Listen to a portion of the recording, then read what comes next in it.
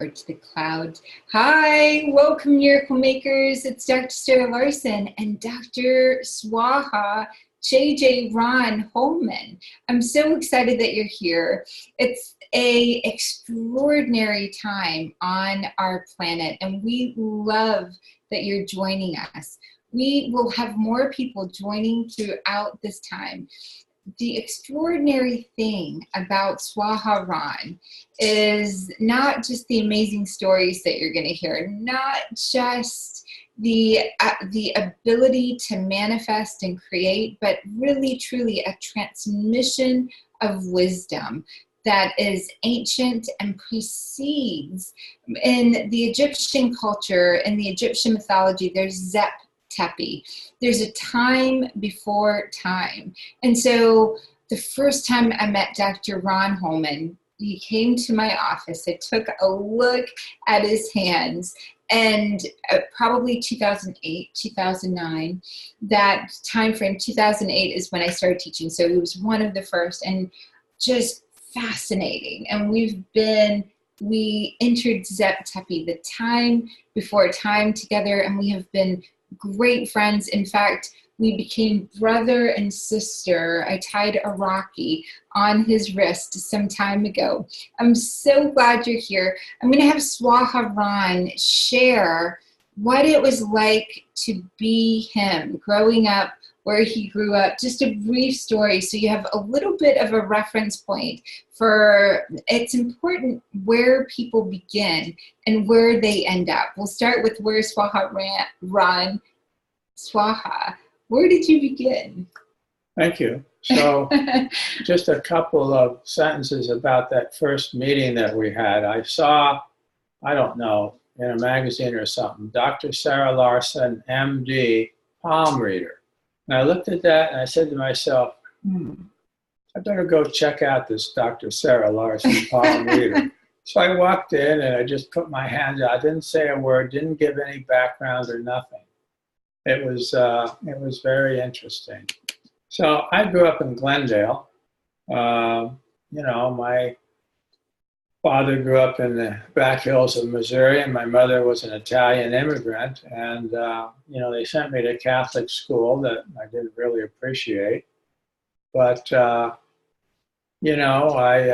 played sports, and, I was supposed to pay my way to college. So I ended up getting a sports scholarship and veered off the golden trail very quickly with fraternity, drinking, and running around. And I proceeded to get lost in the 60s,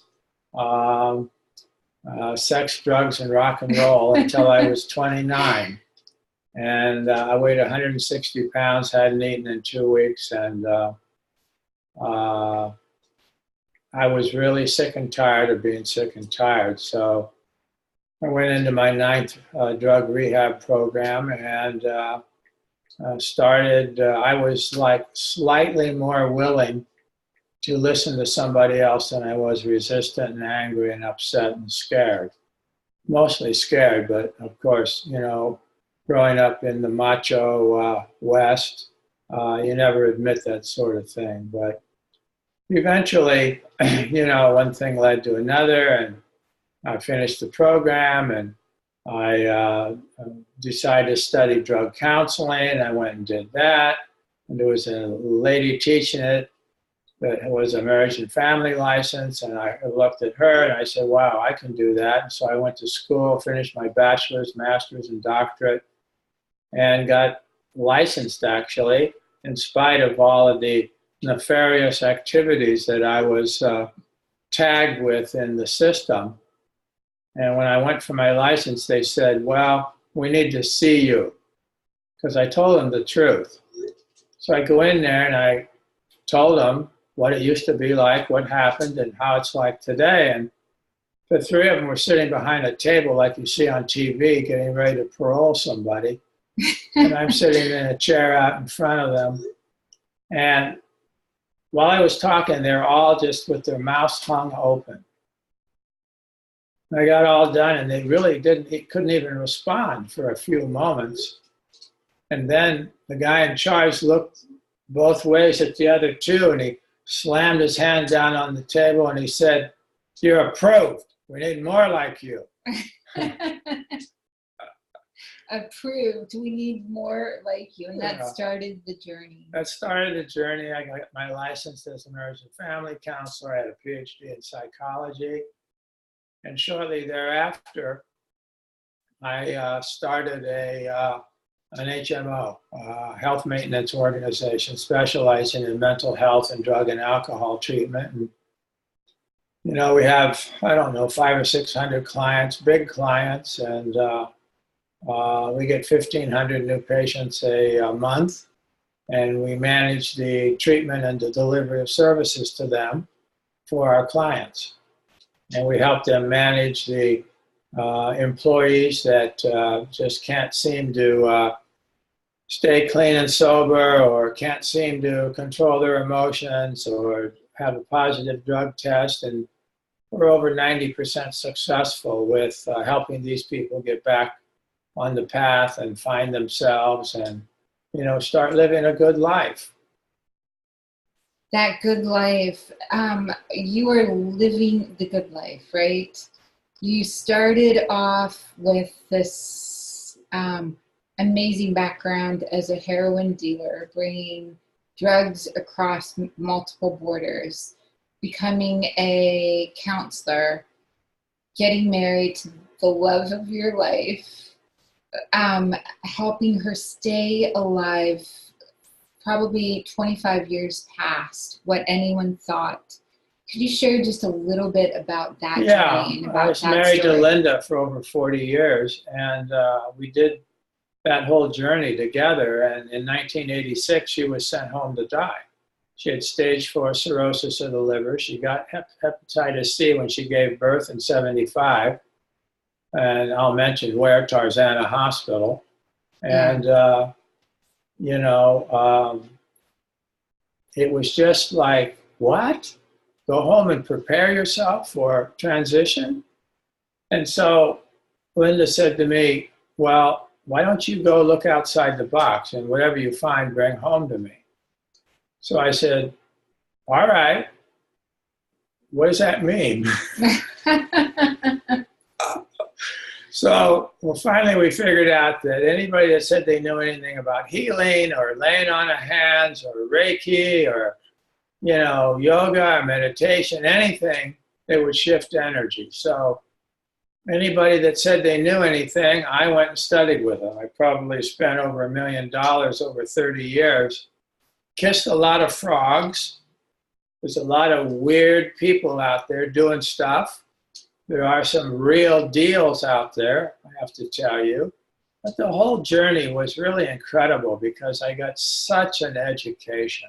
God, did I get an education. I'm so grateful. And, you know, the doctors kept telling Linda, I don't know why you're looking and feeling so good. You still have stage 4 cirrhosis, and whatever you're doing, keep it up. So we did, and I'd go learn something new and come home and give it to her, usually when she was sleeping. She didn't like me laying hands on her because she said it was just too much. But when she was asleep, she could take it in really nicely. And she was extraordinary. Won the lottery, or in Vegas. She won the jackpots a few times, like $230,000 once, and just fantastic. And so such a go-getter from the start. And this is really, really important. If you've got loved ones that are at home and sick, she didn't go to these physical places, but Swaha Ron did, her partner did, and really helped shift the energy between them, helped her stay alive for 25 plus years. He went to Brazil, pretty much studied with every religion or had master or healing modality that I've ever heard of, from Sufi and Hindu and Catholics and Buddhists and, you know, Hindus and in Brazil, all the different arts, the ancient traditions, Peruvian, Egyptian, even recently coming in, the Eastern European philosophies for 30 years studying this and doing the energy medicine for that, for his Linda. And after, when did you start going to India?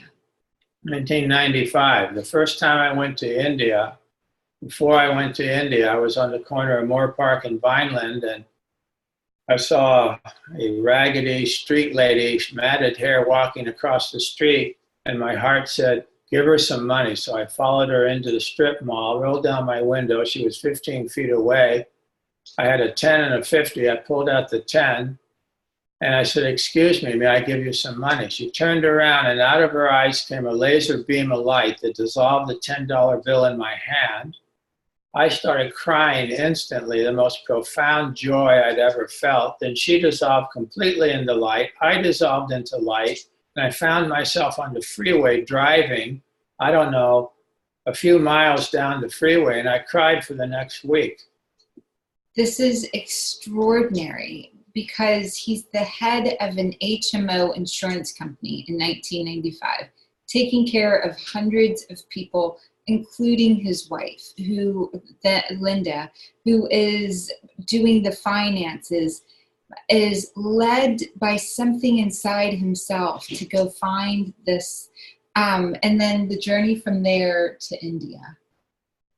Yeah, India. I've been to India 19 times, and I've been to Israel 3 times. I've been to South America probably 4 or 5 times, been to China like 3 or 4 times, all over Europe, all over the US, just following the breadcrumbs. And these breadcrumbs recently, his most recent trip, Swaha just returned, met a 230-year-old, we call him Dadaji. Dadaji means grandfather, and many other spiritually enlightened people. Spiritually enlightened people are called siddhas in India, and their powers, quote unquote, powers are called siddhis. And Swaha began learning and studying this, so much so that many of his powers, and we in Miracle Makers often talk about this as 360 senses. We know in India, we know in Egypt, we know in all of these oral and written in the temple wall, in temple books, traditions, that we have 360 senses. Plus 5 more that can be activated. The ancient teachers that I had in Egypt, the ones from Pakistan, India, all of them spoke about this. When you take in a deep breath and you feel and breathe with your whole heart, you are activating 360 degrees around you. Heart Math Institute shows this. It's a double toroidal field. And here is someone, Swaharan, that has sat with and studied with people that demonstrate some of these powers and some of the ability to create out of thin air, manifest, along with being able to serve a large community of people. And so this last trip, right, some of the siddhas have built temples, have brought people back to life, like 3-day-old dead bodies traveling from one region of India to another region, but literally being brought back to life, babies and healings of the miraculous variety. We're making this for you so that you can know what some of those superpowers that are available, if someone in India can do them, if Swaharan, if I can do them, you can do them. It's so important to fully begin to realize how miraculous you truly are. And to really step into that field requires an understanding that no one else can do what you can do. And the greatest gift comes from love. Swaha did this, or started this process, because of service and love. For myself as well, that service and love is the key component. And Linda being alive for that portion, she was always in service and always in love. And in service, in love, Swaha even met a new love of his life. And we'll talk about that a little bit later. We're going to talk about some really fun stuff. Where do you want to start with the Siddhas that you met in India, the 230-year-old Mahananda Siddha, some of the great wisdom that came through that? Well, on my last trip, I went to meet Dadaji, and I became aware of Dadaji from somebody actually on Facebook that I became friends with. And, one thing led to another. And he said, well, you should go meet Dadaji. And I said, okay, where? So I got the name of a guy, and I ended up calling him. And he said, yeah, just when are you coming? And so, I went. I got my ticket. I went. I flew into Delhi. Then I flew down to Raipur. Dadaji has about 4 or 5 ashrams that he spends time at. So at that particular time, he was at this ashram outside of Raipur. And, I get there and, they take me right in to meet him. And, he tapped me on the forehead. It's called Shaktipat. You want to tell them what Shaktipat? Sure. Shaktipat is an initiation. It's an activation. There's a remembering of your soul. And Shakti means the female, the receiving aspect of your energy field. You get this, and it's a transmission and a blessing and an upgrade. It's sort of like touching your telephone, right? You've got apps on your telephone.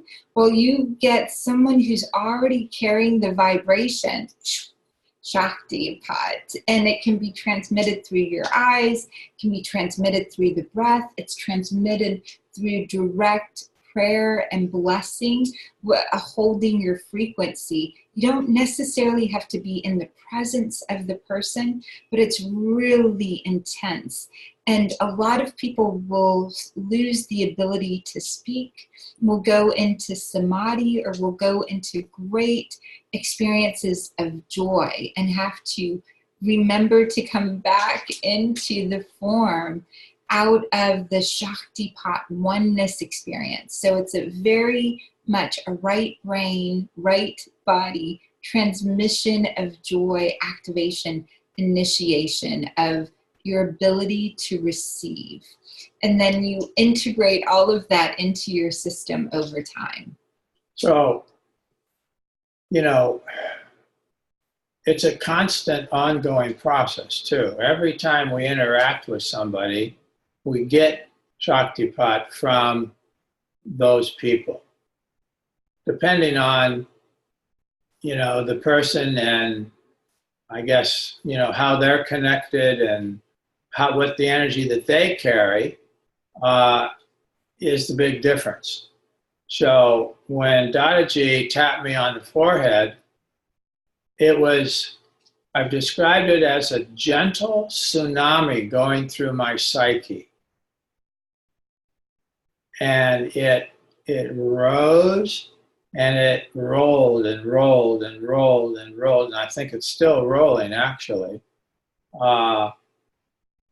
And before I went, I was moved to bring, as a gift, some of the alchemy, some of the Siddha medicines that have come to me over the years.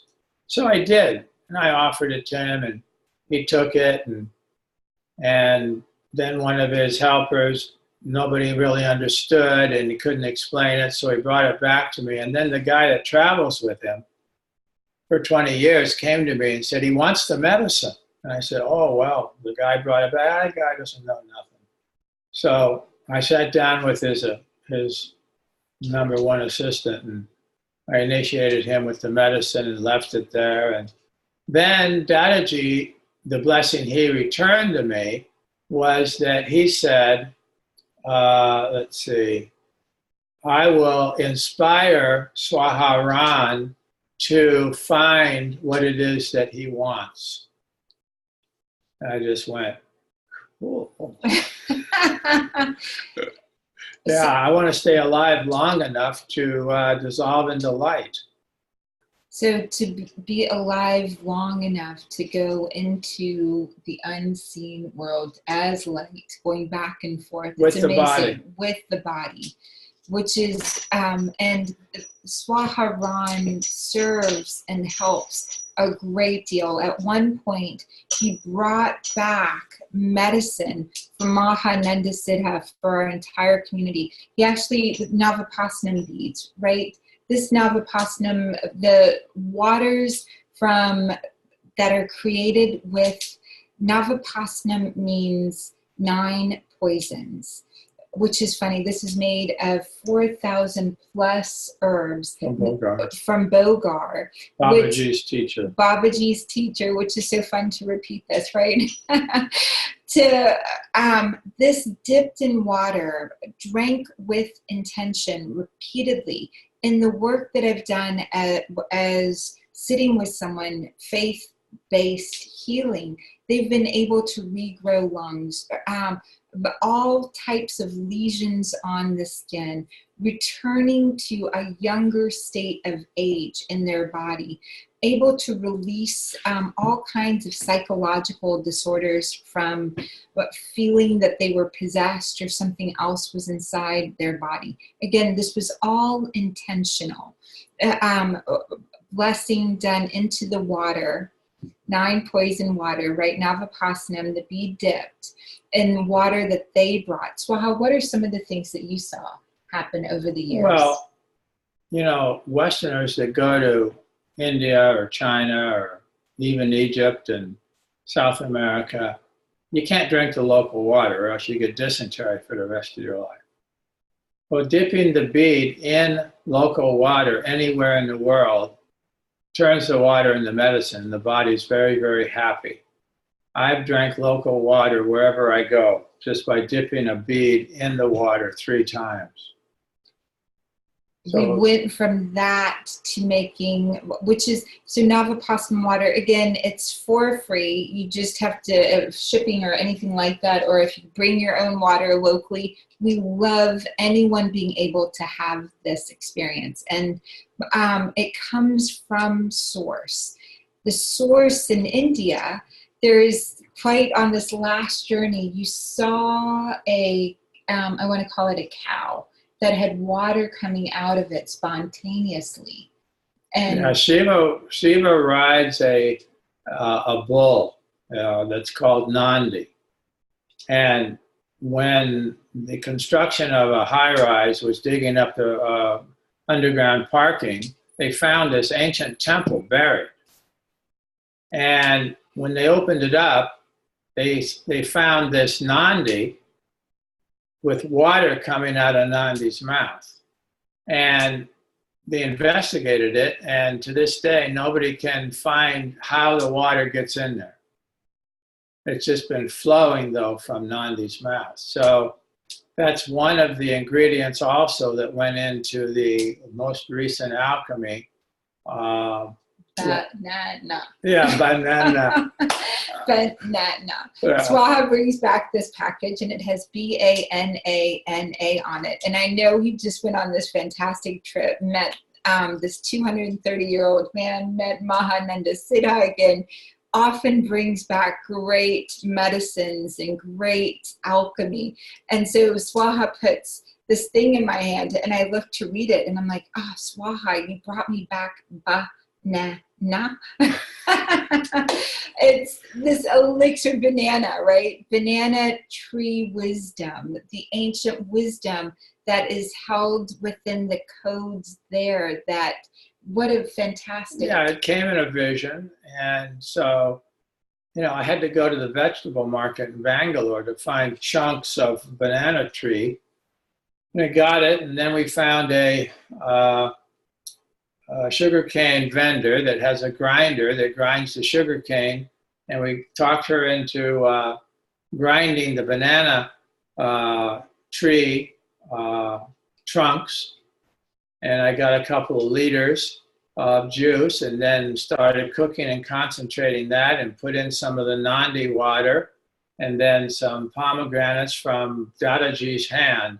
when something comes from the hand of somebody like Dadaji or Mahananda Siddha, it's at a whole different level. This entire different level is the next level. It's like when you're a kid and you're playing a video game and you get to the next level. In the East, you get everything by spiritual grace. So the grace to enter a room, by permission to meet people, by grace, you're invited into these places. You can write them, or you can walk down a street, and by grace, something greater than yourself, something outside, something you know comes from something, the definition of grace is something that isn't deserved. You show up in these fantastic places, these fantastic people everywhere, in every direction, rushing. And there is a sense of, when you travel to India, maybe Egypt, Peru, all of these places, you need to have an inner sense of who to trust. The language, your internal GPS already on, connected to the sense of grace. You arrive and you get to go to, based on grace, to these extraordinary meetings, these extraordinary places, these extraordinary journeys. It exists everywhere, but in India, in Eastern Europe, in Egypt, in parts of mysterious United States, there's such chaos that in the chaos, any possibility exists. I grew up mostly in New Orleans. In New Orleans, again, fantastical places that you can go out to in the bayou, amazing stories, amazing alchemy, amazing things that can happen. In India, there are several thousand-year-old beings. When 12 million Babajis get together, right? There is a time every 12 years that it's called Kumbh Mela. the Kumbh Mela. Kumbh Mela, naked saints, Babajis, get together. They're literally all naked, that walked from all over the world, because they can be in Nepal, they can be in Pakistan, they can be in China, they can be in the borders. And some travel by flight to get there. And they all arrive with their entourage, naked, at the Ganges, in the special location. And they sit and they commune with each other. 12 million naked men with their followers, showing up and manifesting amazing things into their hands, healing people. And one of those amazing beings, Mahananda Siddha, right? The stories that come with him, he sleeps on a bed of fire.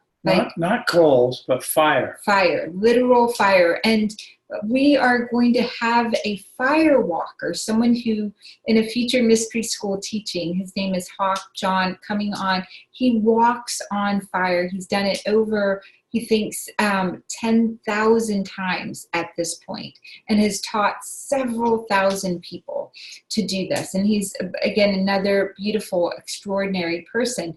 But Mahananda Siddha, literally, when he goes to sleep, sleeps on a bed of fire. So Mahananda Siddha was a self-made billionaire. In India. In India. And for years, he would use his own money to reconstruct Shiva temples that became in disrepair.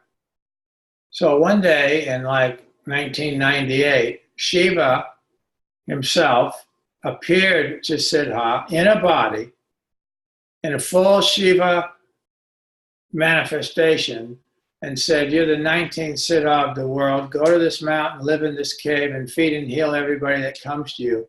He walked away from his wealth, his family, his businesses, and started living in this cave outside of Vellore in Mahadevi Mali. So then, 6 years later, Shiva appeared again and said, "Good job. You won't ever have to eat food. You won't have to ever sleep. You can sleep on fire if you want. You won't drink any liquid. You won't bathe. Once a year on your birthday, people can come and pour water and milk and coconut water and rose water on you. It's called abhishekam. And you're going to live 500 years. So he's big. I mean, he's not skinny or anything. And what a trip to be in his presence. The first time I was in his presence, I had no thoughts for 3 hours.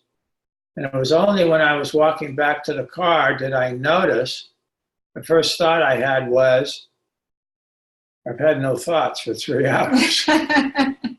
And he is intense. He is, I mean, he's building a 7-story temple up the side of the mountain where the cave is that Shiva told him to live in. He has no architectural plans, no engineering, no government permits. And you can't do anything in India without a government permit. Yeah. No permits. And the Indian government has assigned like 20 soldiers to the temple that he's building to manage the crowds. And to manage crowds, 20. And for his Abhishekam, how many people showed up? Oh, at least 100, 150,000. 100 to 150,000, all by word of mouth. Yeah. Saying, and he is the one that a young man who had been dead for at least 3 days was brought back to life. And right. My friend, who's like his personal assistant, got a call. And his friend in Bombay, which was on the other side of India, said, my son just died. Can anything be done? So my friend called Siddha and told him, and Siddha said, bring the body. So the father put the body in the car and drove across India in the summer. Shows up, and Siddha lifted up the foot, put his hand on the sole of the foot, put it down, and the kid opened his eyes. This is a miracle, right? This is a miracle. And Siddha, Mahananda Siddha, and everyone working with him, Swaha, myself, any of these, anything that's been accomplished, you can do.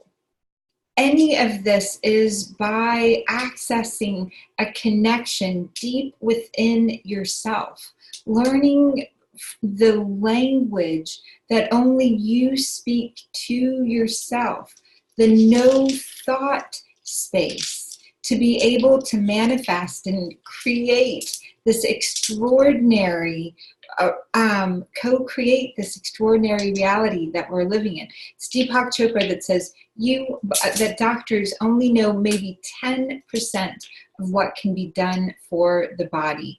I would say in my world, through the faith healing work that I do, there's a lot of children running around that would not have been born had they not, their mothers and fathers sat with the feeling and the sensation of, wow, surrender, letting go, and allowing some app, some tap, some great divine understanding of their own connection to source. And that divine connection to source being realized, opening up the womb, opening up the portals, allowing life back into the body, allowing life to come out through the uterus, right? It's extraordinary to fully recognize much of what makes you you has been conditioned to be like everyone else for the convenience of something we don't fully understand. You being wild, I'm putting that in quotes, like wild, free range human, having access back into yourself and really doing it with a space of reverence, love, and an understanding that it's in service to something greater than yourself. You've got to know for yourself what is in service to something greater. My husband, Greg, so beautiful. He will often say, I do all that I do for you and the kids and for the miracle making community. And lo and behold, he gets younger every single day, right? I take a look at him and he's like I'm like, the last camping trip he came back from, I'm like, what? You're 20 something now. From that space of service, accessing your cells, breath by breath, are either going into a death or they're going into service. Your body will go into service when it connects to, from your heart, to something that you love that gives to something greater than yourself. It's such an important thing because we can often say, wow, it happens in India. Oh, it happens for Dr. Ron or for Dr. Sarah or for those people, but it can't happen for me. And my belief system as a child didn't have the normal things, the blinders on. And so that first part is hearing these incredible stories. Swaha. So this is Mahananda Siddha. He's covered in Vibhuti ash, which is flowers and blessings that have been burned, and he smells like roses. Chickens come and sit on his shoulders. Wild animals come and hang around him as he's administering the growth of this temple. And again, this is one of the siddhas.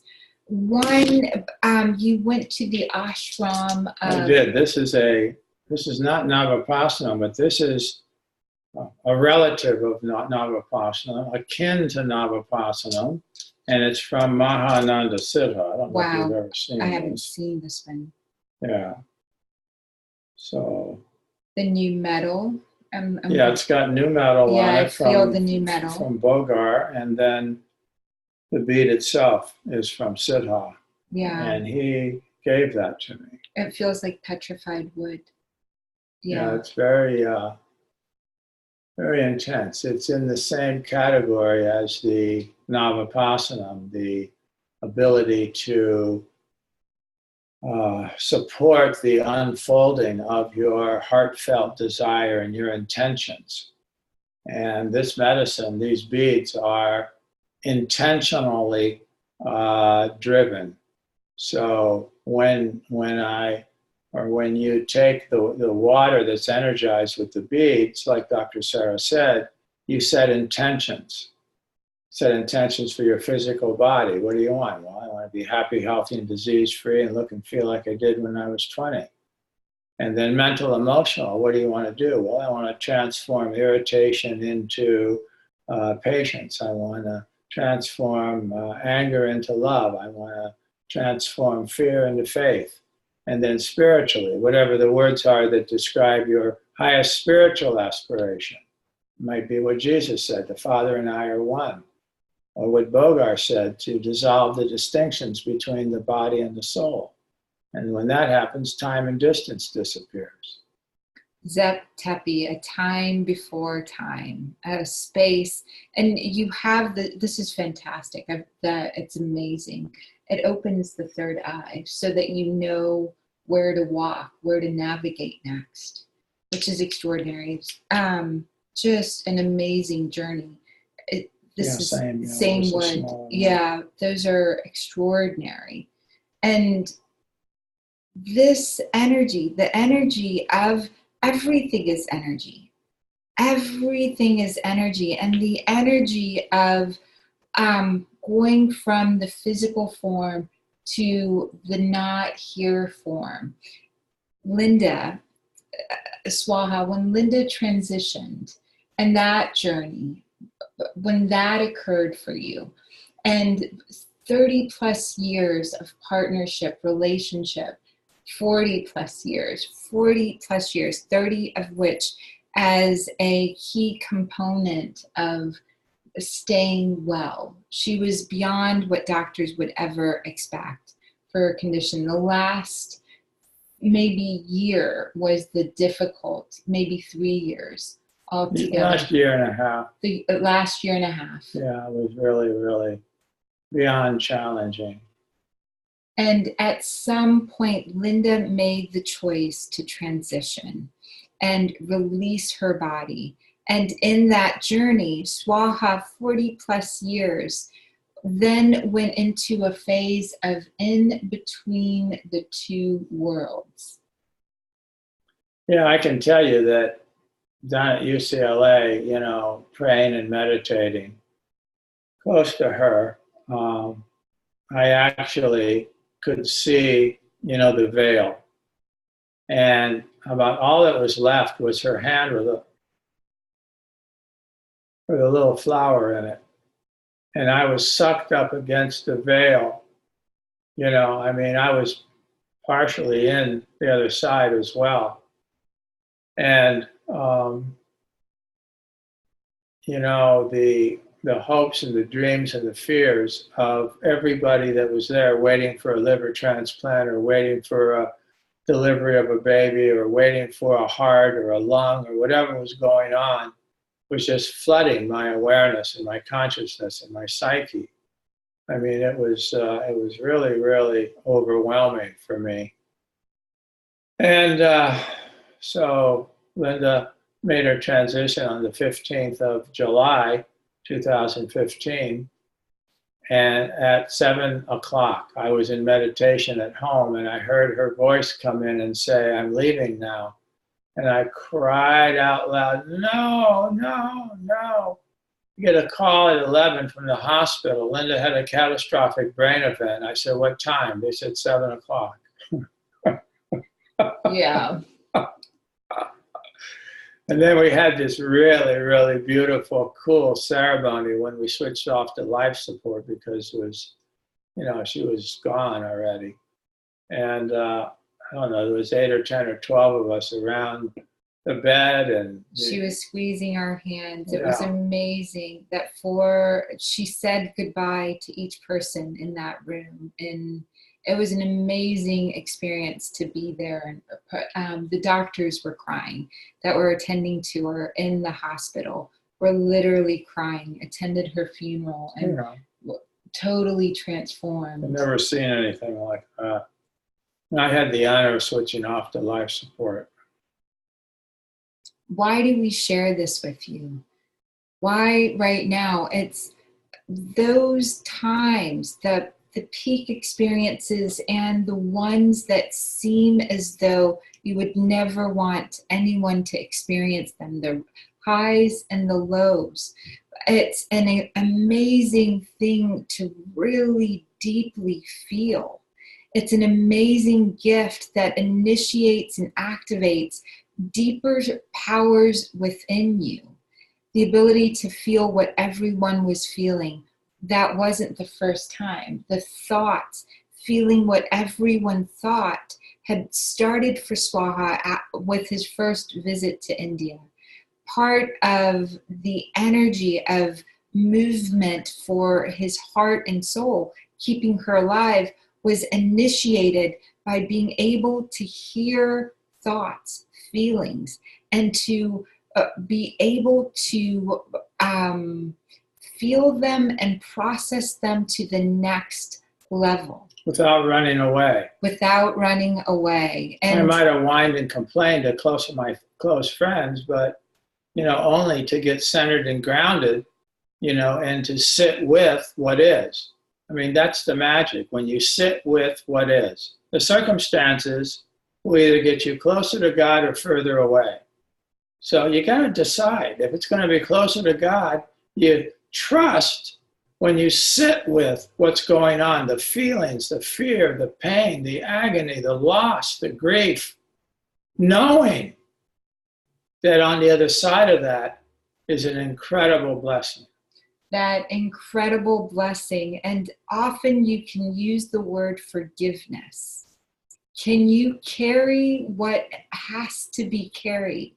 There's an ancient word for it, a Hebrew word that really talks about being able to carry all that's been handed to you. And that we can term it as forgiveness.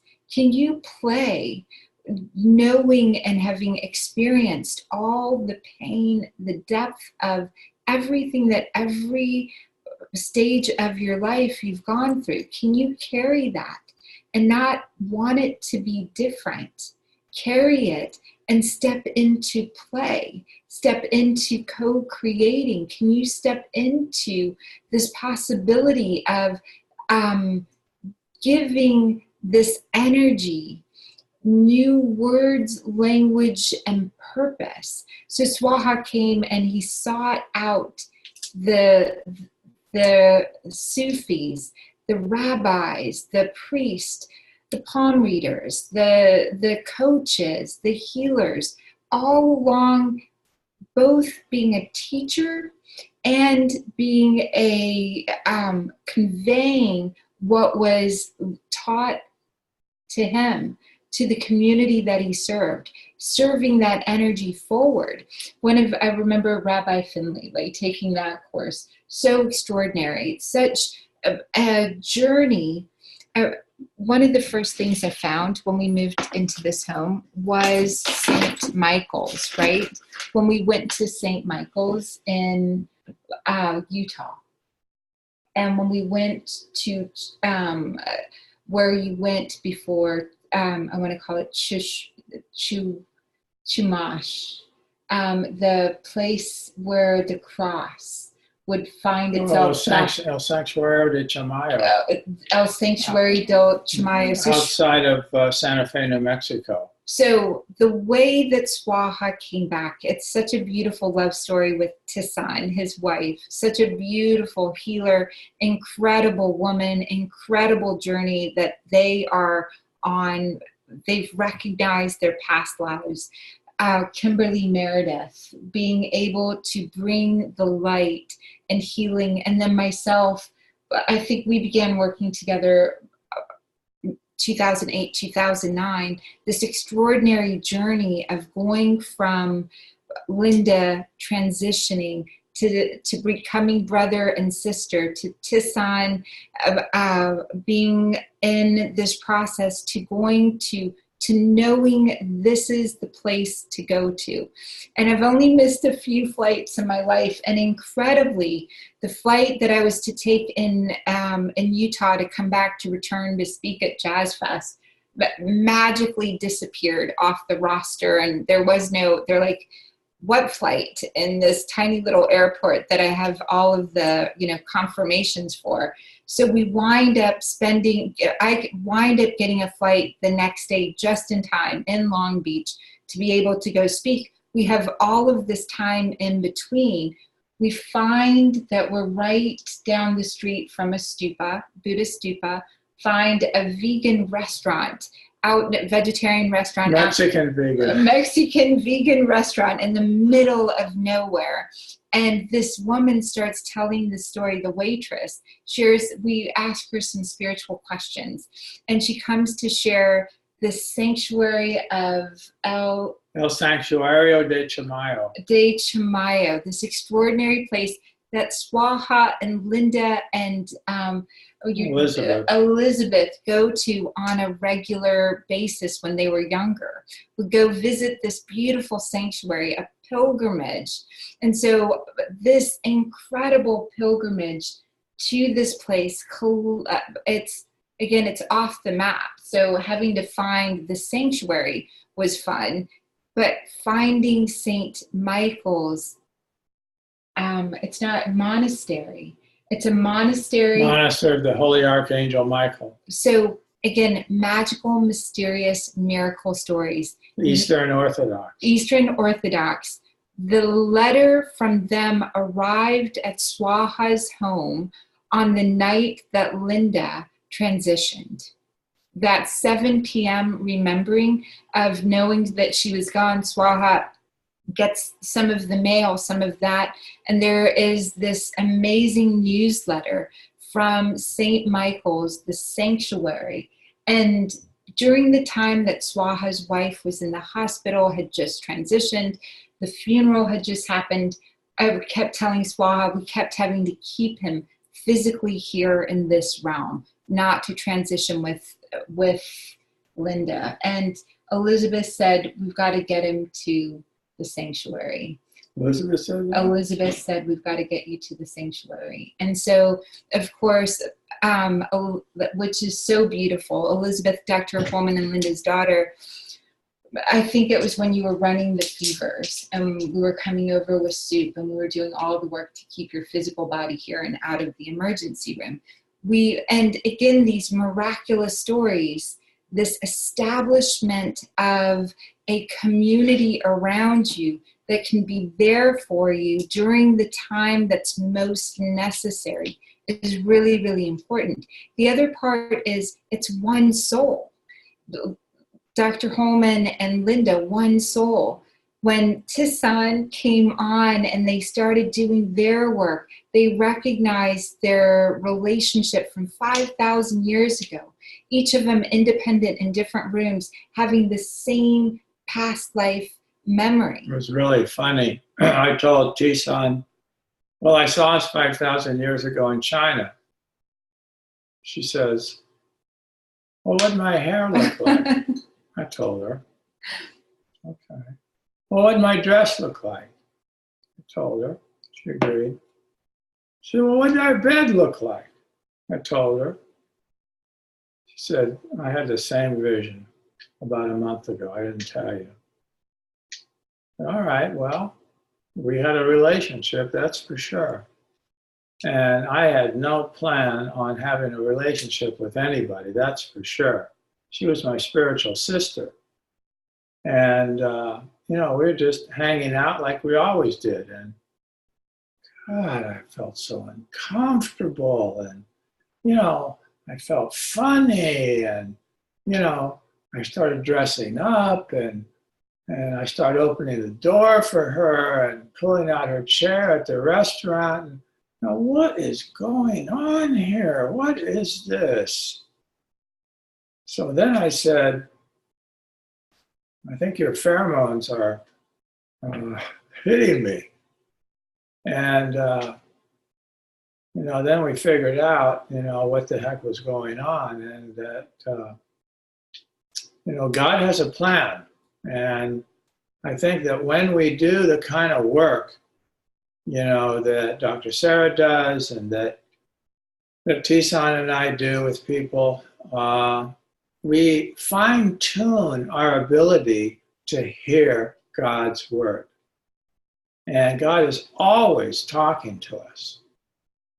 Most of us are too busy to actually hear it.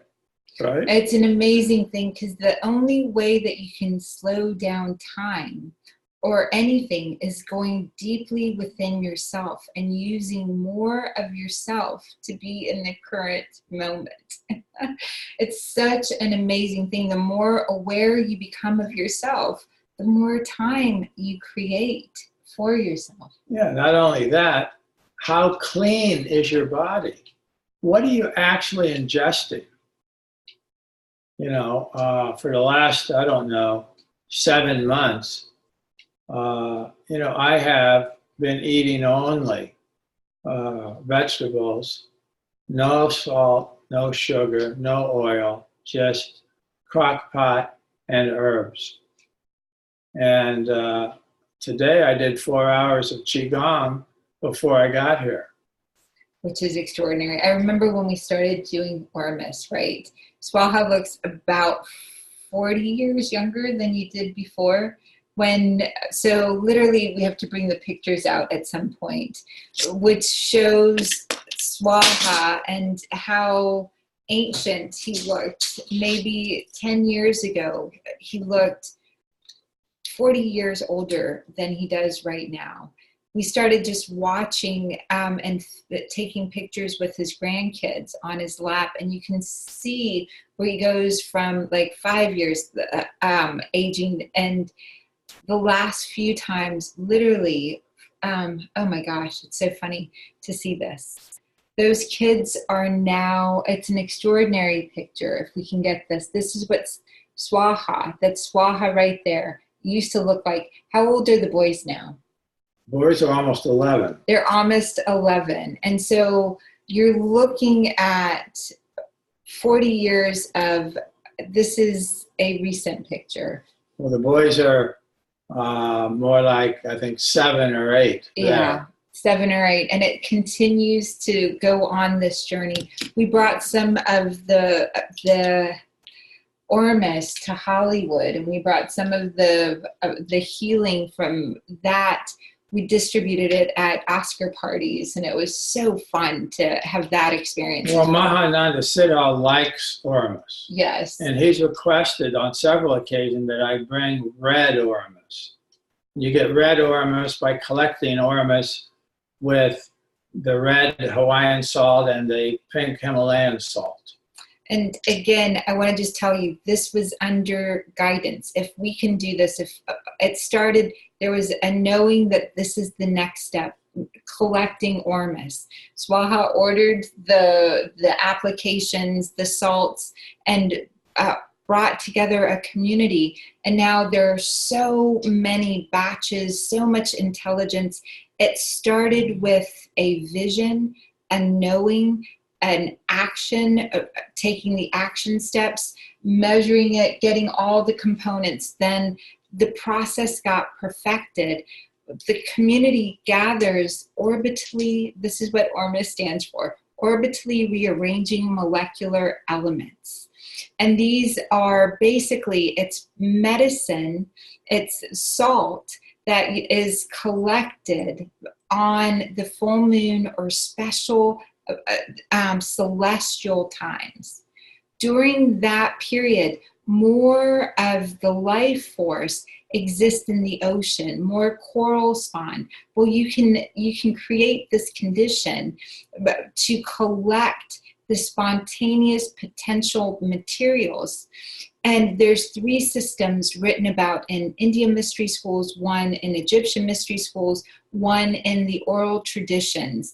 And there's a dry method and a wet method, but they're basically all the same in the different traditions. This potential mana, this potential substance that gives you back the life force and the chemical components that your body is missing. The way that we understood it here in the Western world was a farmer named Hudson found parts of his fruits and vegetables were thriving, the seeds were sprouting, and he took the soil when it went and got it tested. And the soil showed this orbitally rearranging molecular element that they could not lock down, but it was expanded during the time of the full moon. More of it showed up.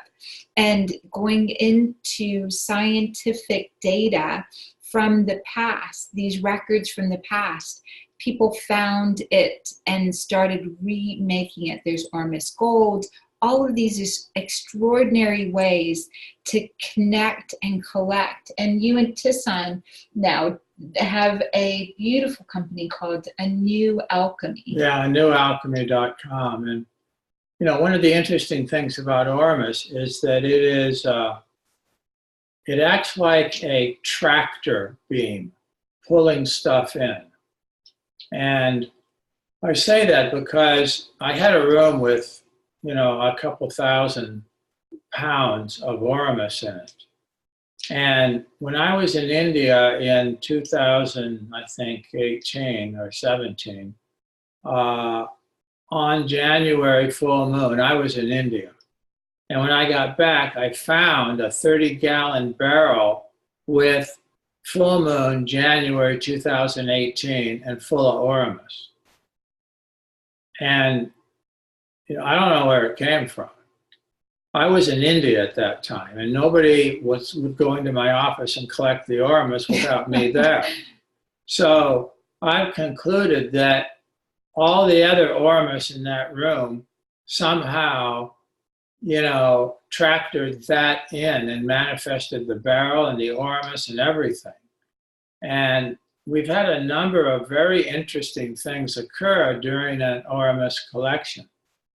There was 3 angels that showed up one night and left 5 stones, a big one, a smaller one, stacked on top of each other on my windowsill.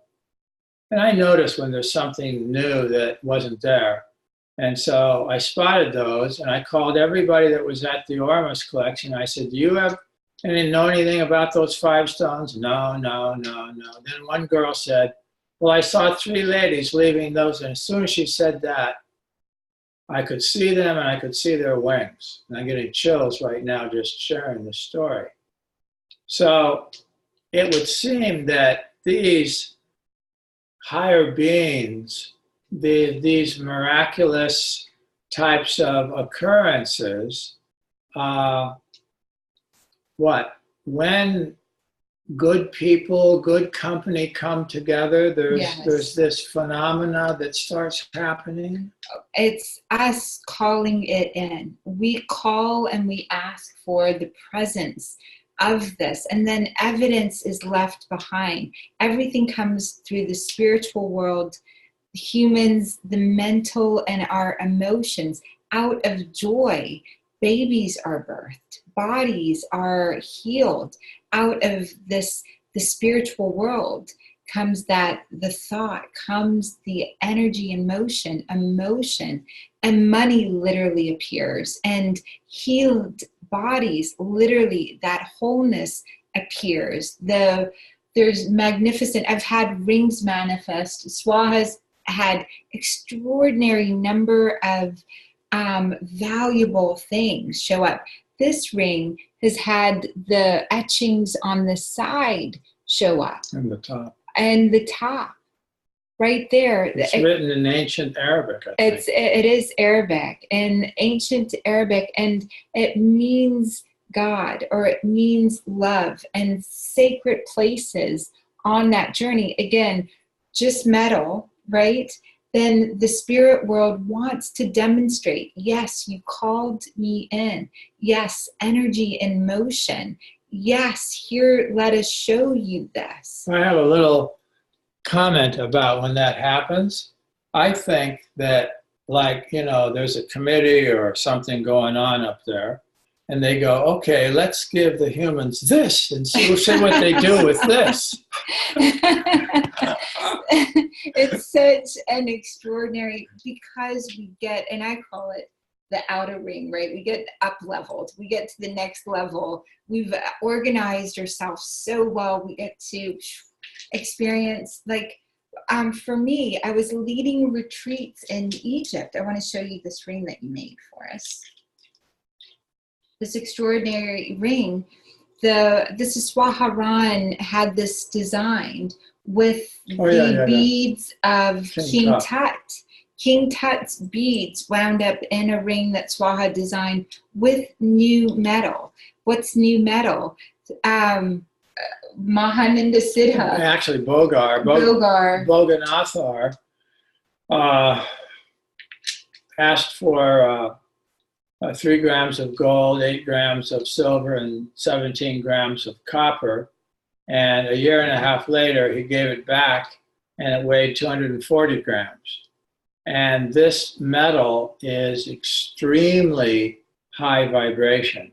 So we've used the metal in making certain tools that, in this case, it was King Tut, and the new metal's there, and it activates, that whole energy around King Tut and, Egypt and all of the magic that was going on in and around Tut. So what's the point? What's the takeaways for you? I'm going to start a new recording so that it'll be easy to follow this. We'll start the point and the takeaways in the next recording. Stay tuned just for a second.